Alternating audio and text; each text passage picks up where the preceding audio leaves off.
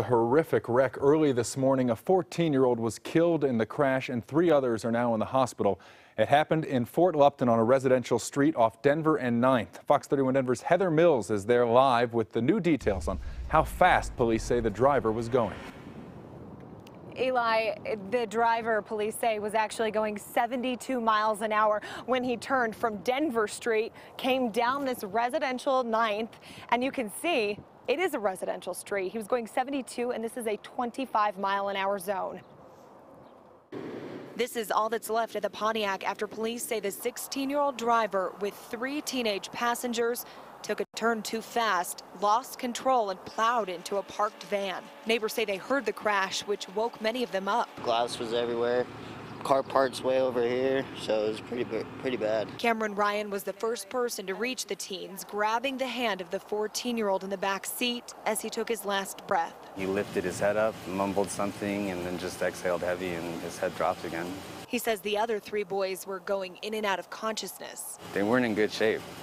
And I honestly don't think anybody that was here last night really thought that anybody was going to make it. Police say the boys, 2 14-year-olds in the back, a 12-year-old passenger in the front, and the 16-year-old driver were friends. I feel really sad for these kids because they don't realize how fragile your life is until something like this happens. And I got 2 boys of my own, and shoot, it would just kill me to have to wake up to a phone call like this. Other parents like Ryan say it's a tragic lesson. His teenage son saw the aftermath of the crash. He's really shaken up over it, and he actually told me, I didn't realize cars could do that much damage.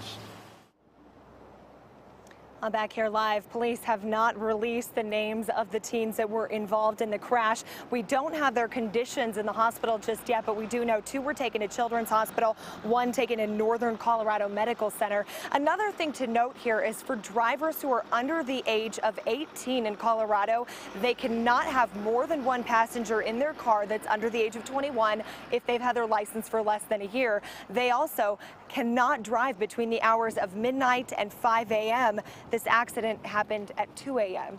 Reporting live in Fort Lupton, Heather Mills, Fox 31 Denver. Yeah, Heather, thanks so much. She said it. These rules really important. The state does have them in place to keep your teenage drivers safe. As she mentioned, they must adhere to numerous restrictions before they actually get their full license. Teens with a permit aren't allowed passengers unless the person is a licensed adult over 21 years old.